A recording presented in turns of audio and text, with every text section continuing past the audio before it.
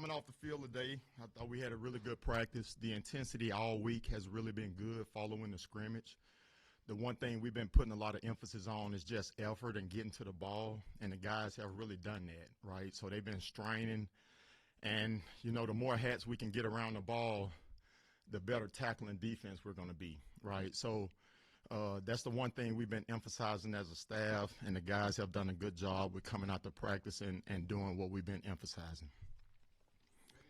Yeah, I was wondering if any dynamics have changed a little bit. I know you're passing game defensive coordinator, but I guess when we're out there, it seems like you're more with nickels and safeties, and Nick is more with corners. Are you guys continue to mix it up throughout practice? That's the primary thing that we're doing, but we also kind of play off of each other. It will still be days where he take the safeties and nickels, and I take the corners as well. You know, Coach Perry, he does a phenomenal job. He brings a lot of wisdom and intelligence to the game from being in the NFL and obviously from playing and coaching under Coach Saban. He brings a really good dynamic to the room. So I lean a lot on him. He lean a lot on me, and it's a we-and-us kind of mentality, and that goes for the players as well. Is that any different than in the past? No, it's not. No. I am curious. You've got a lot of new faces back there. You've got a couple of familiar faces at safety, right? But a lot of new faces. How difficult has it been? Because you got guys with a lot of experience, veteran guys. How difficult has it been to figure out like who your guys are, first team, second team, all that kind of stuff? Yeah, good question. So for us, I mean, we see a unit, right? We see a collection of guys that's going to be able to contribute. You know, obviously you got to take the field with 11 guys for the first play, but the second play, it can be a whole different unit that goes out there. We got a lot of guys that's earning trust.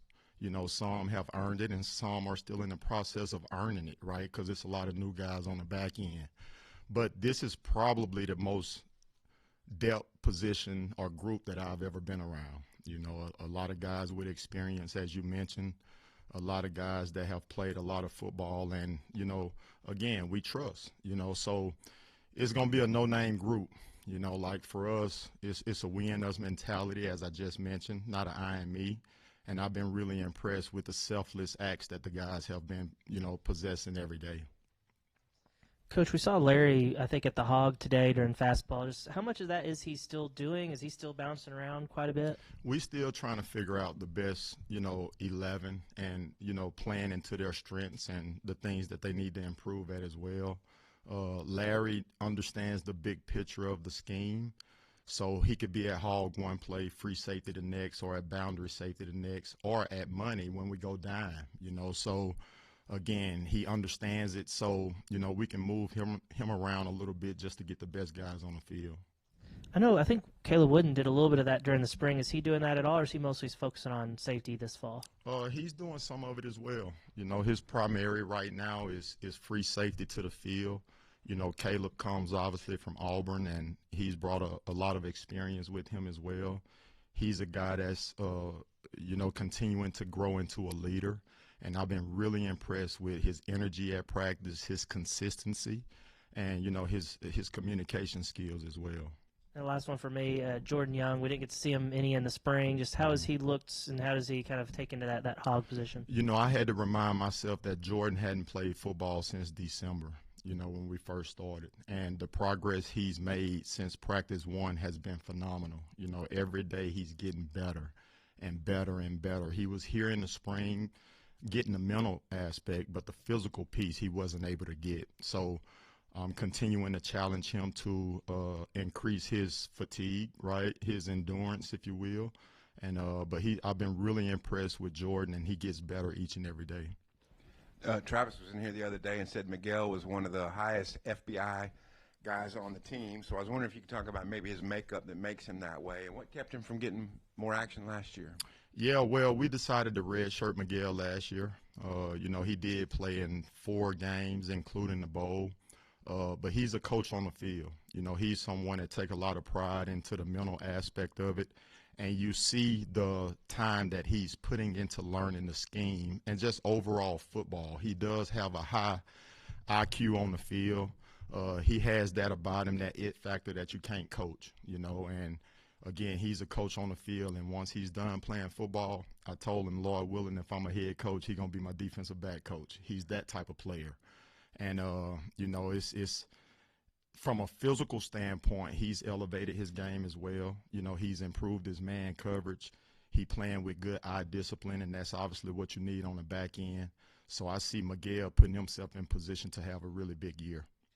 The third year of you and Travis together, what's the value? Like, what do you see personally as the value that brings? Well, just the more time you spend with somebody, the deeper the relationship get and the more you understand each other. You know, Travis is like a brother from another mother, right? And the moment we met day one when we worked at another institution, is like I had known him for 10 years. And he holds me accountable. I'm able to hold him accountable. And it's obviously healthy for the staff on defense and obviously for the players as well. So, man, it's a joy to show up and work with him every day.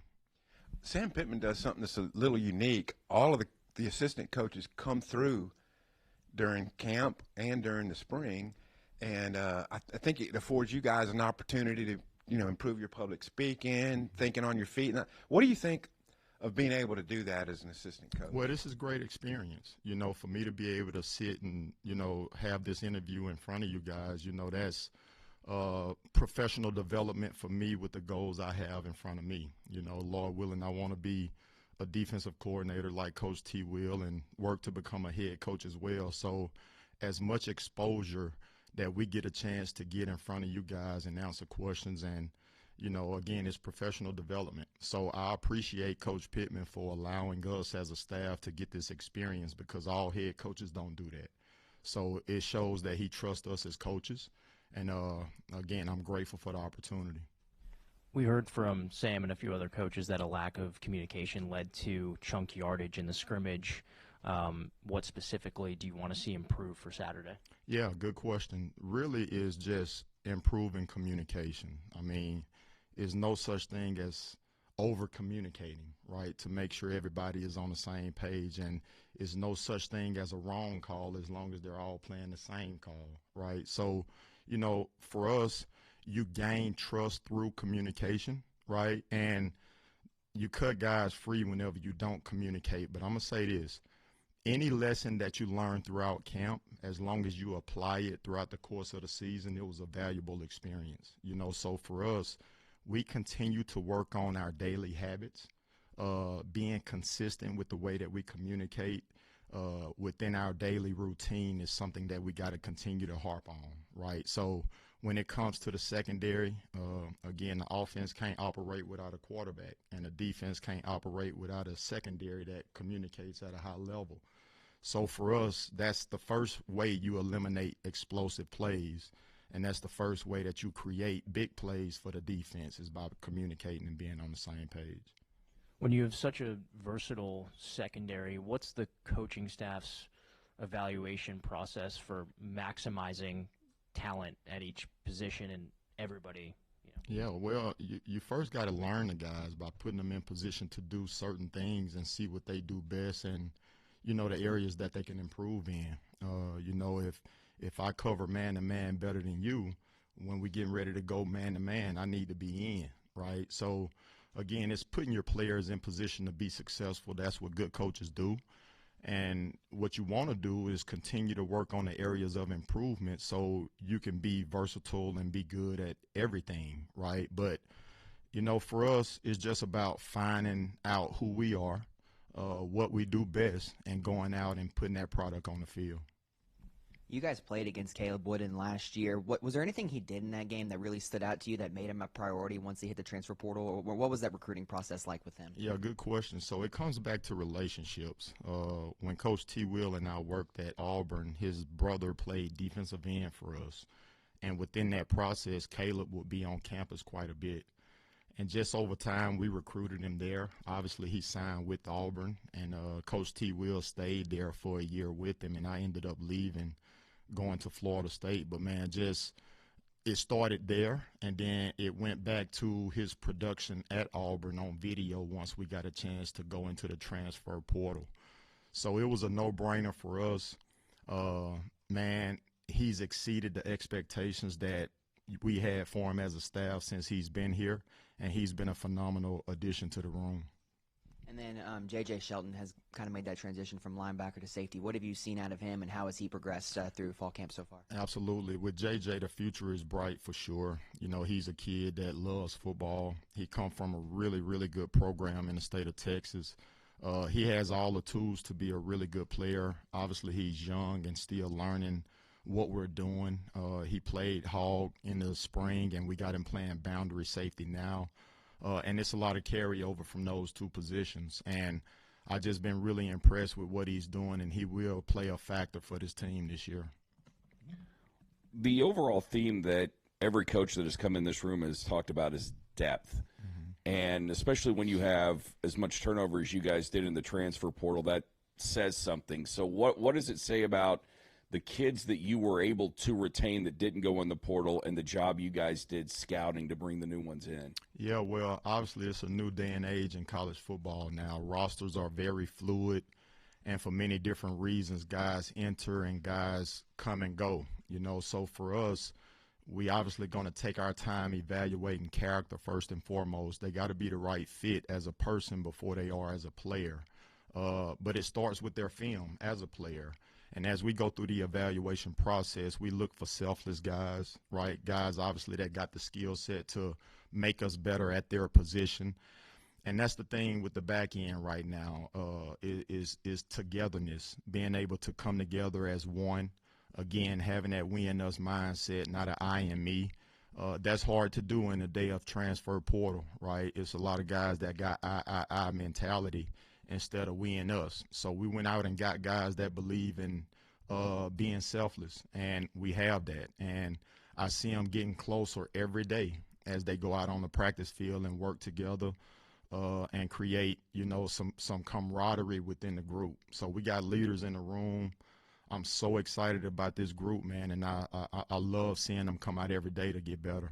You know, overall, with it being so easy for kids to leave, especially if they're not playing right away, are you finding it now that kids want to compete less, or are they still as competitive as they were when you played? No, they still competitive. You know, everybody, including myself, want to be held to a standard. They want to have structure, and they want to be held accountable. Those three things will never change regardless of the illusion that the transfer portal gives, right? So as long as a young man understands that you're getting them better to achieve their dreams and goals, I believe it's a less chance that they'll go into the transfer portal. You know, obviously the revenue sharing now and the decision you make in the investment of the player plays a factor. But at the end of the day, it got to be a long-term, right, type of mindset, not a short-term when it comes to not making a decision for the now, but for the future when it comes to being a player. So all of their goals are to make it to the NFL, and as long as you as a coach are producing that, I feel like you got a chance to retain your players and keep a good room. And last one for me, you mentioned wanting to be a head coach, and so much has changed. You know, we've been mentioning so much has changed in college football, but with the portal, with the revenue sharing, and it also being a different job, you don't get to do as much one-on-one. You don't get to do as much coaching, you know, one-on-one instruction as a head coach. Why is it still so attractive to you or attractive to anyone that might be in your position? I think it's all about how you structure your staff and your daily responsibilities. I don't think it's less coaching as a head coach. I think you could still coach as much as you did as a position coach, and you just got to prioritize, right, what's important now, right, and focus on that task at hand in front of you at that point. So, again, you got to be yourself. Obviously, you got to be able to delegate things to certain people and have people in place that you trust to get the job done. And as long as you do that, I still think you can coach as a head coach like you did as a position coach. That's why you see Coach Pittman coaching the offensive line with Coach Mateos every day. But I understand it's a broader view from that seat. But I still think you could be involved with the daily coaching and the meetings and everything that goes with it. Sam and T. Will have made it clear you guys want more takeaways. Are there characteristics that make a good takeaway type team, and what are they? I just think it's what you emphasize as a coach. You know, you're going to get what you emphasize. And in terms of the back end, when we pursue the ball, we pursue it to go get the ball, not to necessarily to always make a tackle. So it's about the ball, it's about the ball, and it's about the ball. That's what the game is about. So when the ball is in the air, we want to go and get it. And then when, it's a run play, we want to go and force it out. So our desire to get the ball out has to be greater than the ball carrier wanting to secure it, right? And when the ball is in the air, we got to want to go and get it more than receiver.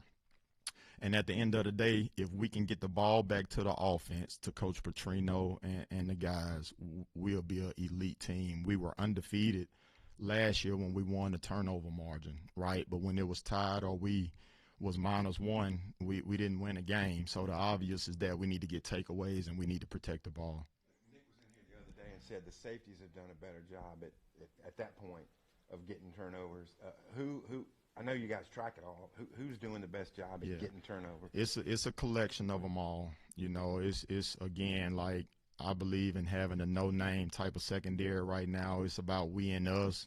If Larry Worth get one, Miguel Mitchell got one, right? Like, so it's about the unit. It's not necessarily corners, safeties. It's the Hogs defense, right? So regardless of who get it, we got it, and the offense got the ball now.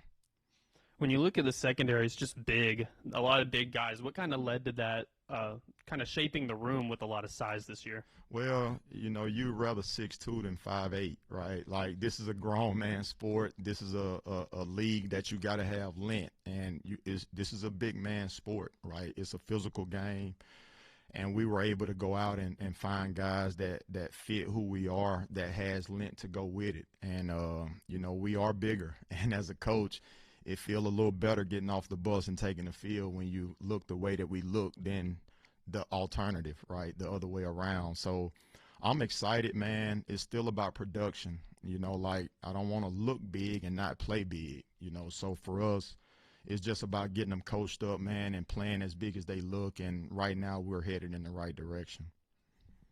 Is this the biggest secondary you've ever been part of? It is, man. I've been fortunate to be around some big ones, but when it comes to top to bottom, this is the biggest one that I've been around. Now, the good thing is that they big and can run, right? It's still about speed as well because of the position that I coach. So they not just big, they big and can run. And we just got to continue to work on the things that we got to get better at every day, which what we talked about earlier, the communication. It's going to be three things, man, for us that we want to create as a routine. That's being disciplined, being consistent, and just having elite communication, and that's what develops trust. When I look at your background, the year before you took over Florida State, they were one of the worst pass defenses in the country, steadily rising up those ranks all the way up to number 4 nationally. Mm-hmm. Looked like on that track at Arkansas. Yes, Here's sir. where the bad numbers come in of last year. 248.9 yards per game last. And there's 11 people out there. No, it's not all secondary. More plays of 40, 50, 60 yards given up. What about that? I mean, that had to stick in your craw, obviously. What about that has changed, in your opinion, to make those numbers a lot better this year? Obviously, a lot of new players. Yeah, well, my first year here, which was 2023, we got off to a really good start in terms of, the pass game defense. And we were more of a deny ball team, which is man-to-man, right? And we did a good job with that. Last year, some trust in certain areas was lost, and we went to more of a zone and less man. And now we're getting back to who we were, which is a man-to-man team, deny the ball and using zone more as a changeup. And Coach T. Will is an aggressive play caller, which is who we are, right? And so with that, I like the personnel that we have. I like the trust factor that we have with the players and the coaches. So for us, it's just about getting back to the details and challenging guys early in the down and late in the down. And, again, making sure we do our part to buy the defensive line some time to get to the quarterback. And you mentioned being the biggest, but, obviously things have changed the last few years, but is it also the most veteran group? I mean, there's a lot of seniors in that secondary. Yeah, it is, man. It's a lot of experience. Guys coming from other places have played a lot of ball as well. So I would say, yes, it is the most experienced secondary as well. Coach Shakur Smalls is a guy we didn't really get to see in the spring. Came over in the summer, but from what we've seen in the fastball, looks like he's kind of worked his way into the two deep a little bit there. What have you seen from him? What kind of ways can he impact the team this year? Yeah, his consistency and his want to get better every day. You know, he loved football. I'm so excited that we were able to get Shakur he came from Maine. He's been a great addition to the room. You know, head is spinning a little bit because he just got here in June. And, you know, so he's still learning the playbook. But when he knows and he can get his cleats in the ground and play football, he go out and make plays. So the main thing for me as a coach is getting him caught up with the scheme of things so he can go out and play fast to the utmost ability that he has. Yeah, just to follow up on what you said earlier, I mean, when you're with the secondary, do you also equally emphasize that a dropped interception is dropped by everybody? Absolutely, no doubt. Yeah, you know, that's been a disappointing thing. You know, we've gotten our hands on numerous balls throughout the last few practices, and some we came away with, some we didn't. And based on my experience, when you drop one and you missed an opportunity, there to follow, it don't be good, you know. So again, we got to capitalize on those opportunities. We got to come away with takeaways. I've been impressed with the way we've been able to get our hands on balls, but we can't have missed opportunities. I want to ask you a little bit more on JJ because, I mean, Larry's kind of a unicorn moving all over, but usually at safety he's moving down to linebacker. And I think he was recruited as a linebacker, at least that's what he was listed at, and then you guys are working him at nickel and now at boundary safety.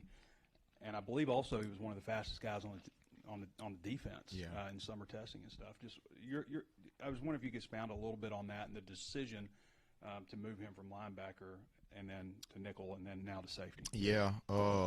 First, it started off just with his skill set. You know, JJ, he's somewhat that tweener, if you will, not as big to be inside the box, but big enough to be a defensive back.